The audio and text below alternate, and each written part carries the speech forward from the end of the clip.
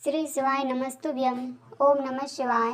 प्रिय भक्तगणों, आज हम श्रावण मास महात्म्य में पढ़ा जाने वाला 22वें अध्याय कथा का श्रवण करेंगे। आइए। और इसमें श्रावण मास में किए जाने वाले संकष्ट हरण व्रत का विधान बतलाया गया है। ईश्वर बोले, हे मुनि श्रेष्ठ, श्रावण मास में कृष्ण पक्ष की चतुर्थी तिथि के दिन सभी वांछित फल प्रदान करने वाला संकष्ट हरण नामक व्रत करना चाहिए। सनंत कुमार बोले, किस विधि से यह व्रत किया जाता है? इस व्रत में क्या करना चाहिए? किस देवता का पूजन करना चाहिए और उसका उद्यापन कब करना चाहिए? उसके विषय में मुझे विस्तार पूर्वक बताइए। ईश्वर बोले, चतुर्थी के दिन प्रातः उठकर दंतवादन करके इस संकष्ट हरण नामक शुभ व्रत को करने के लिए यह संकल्प ग्रहण करना चाहिए। हे देवेश, आज मैं चंद्रमा के उदय होने तक निराहार रहूंगा और रात्रि में आपकी पूजा करके पूजन करूंगा। संकट से मेरा उद्धार कीजिए। हे ब्रह्मपुत्र, इस प्रकार संकल्प करके शुभ काले तिलों से युक्त जल से स्नान करके समस्त आहिक कृत्य संपन्न करने के बाद गणपति की पूजा करनी चाहिए। बुद्धिमान को चाहिए कि 3 मासी अथवा उसके आधे परिणाम अथवा 1 मासी स्वर्ण से अथवा अपनी शक्ति के अनुसार सुवर्ण की प्रतिमा बनाए।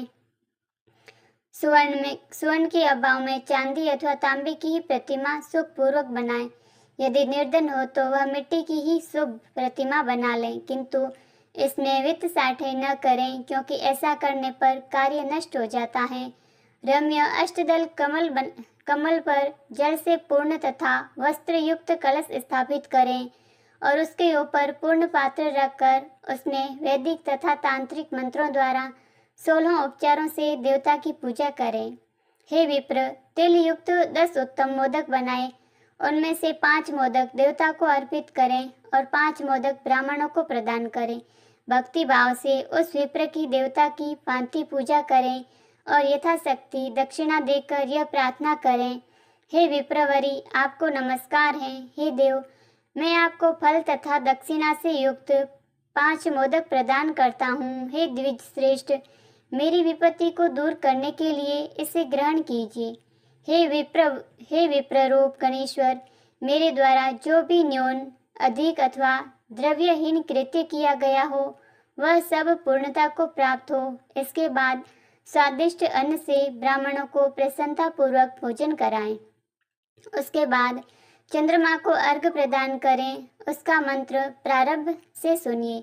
हे क्षीर सागर से प्रादुर्भूत, हे सुधारूप, हे निशाकर, हे गणेश की प्रीति को बढ़ाने वाले, मेरे द्वारा दिए गए अर्घ्य को ग्रहण कीजिए। इस विधान के करने पर गणेश्वर प्रसन्न होते हैं और वांछित फल प्रदान करते हैं। अतः इस व्रत को अवश्य करना चाहिए। इस व्रत का अनुष्ठान करने से विद्यार्थी विद्या लाभ प्राप्त करता है, धन चाहने वाला धन को पाता है, पुत्र की अभिलाषा रखने वाला पुत्र प्राप्त करता है, मोक्ष चाहने वाला उत्तम गति प्राप्त करता है, कार्य की सिद्धि चाहने वाले का कार्य सिद्ध हो जाता है और रोगी रोग से मुक्त हो जाता है। विपत्तियों में पड़े हुए, व्याकुल चित्त वाले, चिंता से ग्रस्त मन वाले तथा जिन्हें अपने सुहजनों का वियोग हो गया हो, उन मनुष्यों का दुख दूर हो जाता है। यह व्रत मनुष्यों के सभी कष्टों का निवारण करने वाला, उन्हें सभी अभिष्ट फल प्रदान करने वाला, पुत्र पौत्र आदि देने वाला तथा सभी प्रकार की संपत्ति प्रदान कराने वाला है। ओम नमो हिरंबाय मदमोदिताय संकष्टस्य निवारणाय स्वाहा को बोलना चाहिए। बुद्धिमान व्यक्ति को चाहिए कि इंद्र आदि लोकपालों की सभी दिशाओं में पूजा करें। अब मैं मोदकों की दूसरी विधि आपको बताता हूँ।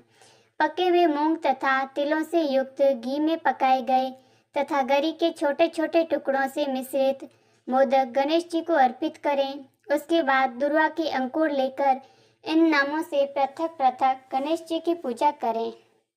उन नामों को मुझसे सुनिए। हे गणाधिप, हे उमापुत्र, हे अद्यनाशन, हे एकदंत, हे इबवक्र, हे मूषक वाहन, हे विनायक, हे ईशपुत्र, हे सर्वसिद्धि प्रदायक, हे विघ्नराज, हे स्कंद्रो द्रुरो, हे सर्व संकटनाशन, हे लंबोदर, हे गणाध्यक्ष, हे गौर्य गल संभव, हे धूमकेतो, हे भालचंद्र, हे सिंदूरासुरमर्दन, हे विद्या निदान, हे विकट, हे सर्पकर्ण, आपको नमस्कार है। इस प्रकार इन 21 नामों से गणेश जी की पूजा करें। उसके बाद भक्ति से नम्र होकर प्रसन्न बुद्धि से गणेश देवता से इस प्रकार प्रार्थना करें। हे विघ्नराज, आपको नमस्कार है। हे उमापुत्र, हे अदनासन, जिस उद्देश्य से मैंने यथाशक्ति आज आपका पूजन किया है, उससे प्रसन्न होकर शीघ्र ही मेरे हृदय स्थित मनोरथों को पूर्ण कीजिए। हे प्रभु, मेरे समक्ष उपस्थित विविध प्रकार के समस्त विघ्नों का नाश कीजिए। मैं यहाँ सभी कार्य आपकी ही कृपा से करता हूँ। मेरी शत्रुओं की बुद्धि का नाश कीजिए तथा मित्रों की उन्नति कीजिए। इसके बाद 108 आहुति देकर होम करें। उसके बाद व्रत की संपूर्णता के लिए मोदकों का वायन प्रदान करें। उस स्वयं यह कहें, गणेश जी की प्रसन्नता के लिए मैं 7 लड्डुओं तथा 7 मोदकों का वायन फल सहित ब्राह्मण को प्रदान करता हूँ। तदंतर हे सतम पुण्यदायिनी कथा सुनकर इस मंत्र के द्वारा 5 बार प्रयत्न पूर्वक चंद्रमा को अर्घ प्रदान करें। क्षीरोदार्णव संभूत अग्निगोत्र समुद्रव कृहाराणाव्यज्ञम मया दंतम रोहिण्या सहितम ससीन। क्षीर सागर से उत्पन्न तथा अत्रि गोत्र में उत्पन्न हे चंद्र रोहिणी सहित आप मेरे द्वारा प्रदत्त अर्घ को स्वीकार कीजिए। उसके बाद अपने अपराध के लिए देवता से क्षमा प्रार्थना करें और अपने सामर्थ्य के अनुसार ब्राह्मणों को भोजन कराएं तथा ब्राह्मणों को जो अर्पित किया हो उसके अवशिष्ट भोजन को स्वयं ग्रहण करें। मौन होकर 7 ग्रास ग्रहण करें और असक्त हो तो इच्छा अनुसार भोजन करें। इसी प्रकार 3 मास अथवा 4 मास तक विधान पूर्वक इस व्रत को करें। उसके बाद बुद्धिमान को चाहिए कि 5वें महीने में उद्यापन करें। उद्यापन के लिए बुद्धिमान को अपने सामर्थ्य के अनुसार स्वर्णमयी गणेश जी की प्रतिमा बनानी चाहिए। उसके बाद उस भक्ति संपन्न मनुष्य को पूर्वोक्त विधान से चंदन, सुगंधित द्रव्य तथा अनेक प्रकार के सुंदर पुष्पों से पूजा करनी चाहिए और एकाग्रचित होकर नारिकेल फल से अर्घ प्रदान करना चाहिए। पाये से युक्त सूप में फल रखकर और उसे लाल वस्त्र से लपेटकर यह वायन भक्त ब्राह्मण को प्रदान करें। साथ ही स्वर्ण की गणपति की प्रतिमा भी दक्षिणा सहित उन्हें दें। व्रत की पूर्णता के लिए 1 आढ़त तिल का दान करें। उसके बाद विघ्नेश प्रसन्न हो ऐसा कहकर देवता से क्षमा प्रार्थना करें।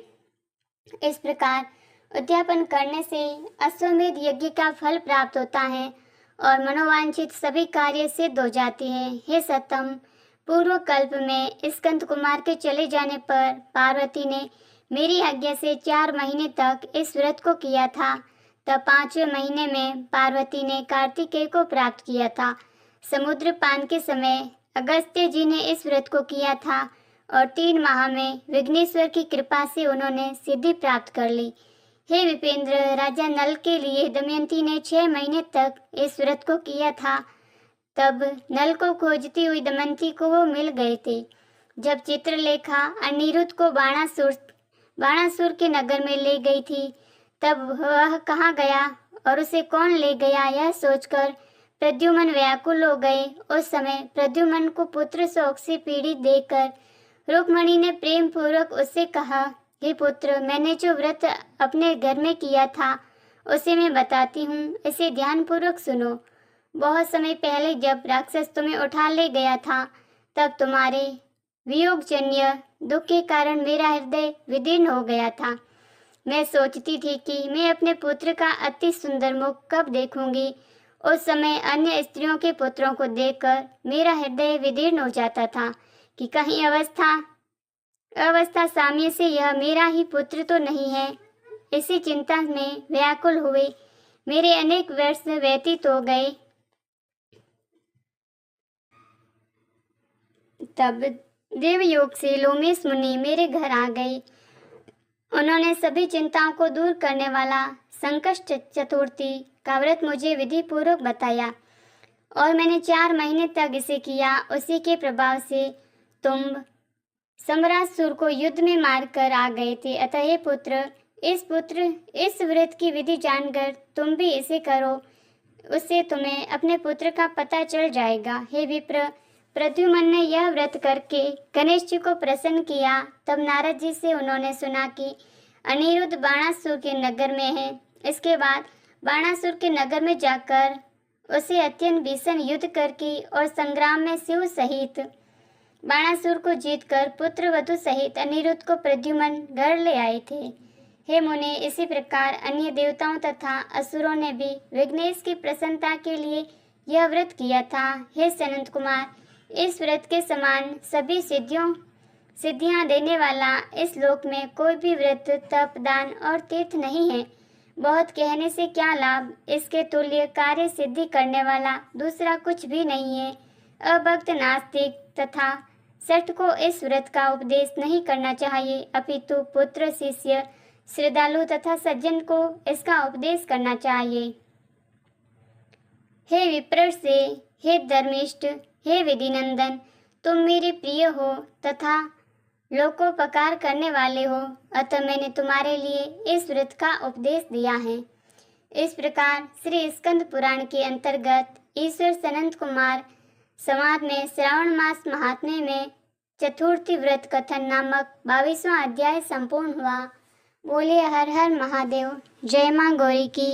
उम्मीद करते हैं कि आपको यह कथा पसंद आई होगी।